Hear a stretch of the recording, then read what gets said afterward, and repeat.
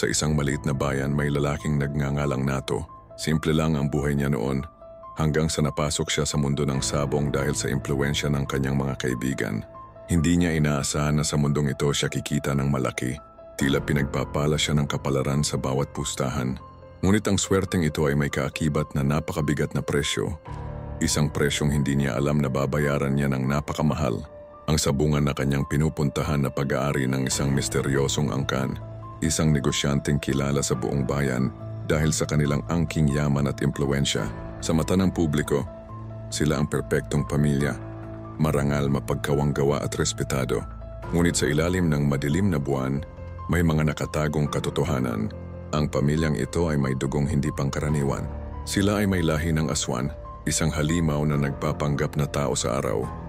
Ngunit sa dilim ay mga halimaw na sabik sa laman at dugo ng tao. Ang sabungan, hindi lamang ito lugar ng pustahan. Ito ay isang bitag, isang paraan para makakuha ng mga biktima para sa kanilang ritual ng pag-aalay. At si Nato sa kanyang kaswertehan sa pustahan, ay hindi niya alam na unti-unti na siyang nahahatak sa isang mapanganib na mundo. Sa bawat panalo, sa bawat pagpunta sa sabungan, mas lumalapit siya sa katotohanan. Isang katotohanang maaaring magpahamak sa kanya.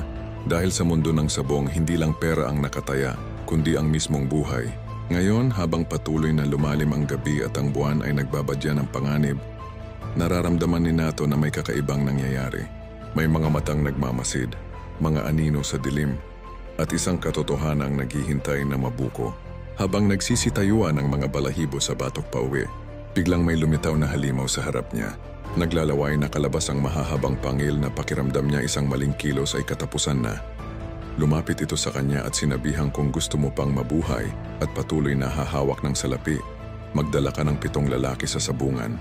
At bigla itong umalis, naiwan siyang gimbal sa takot.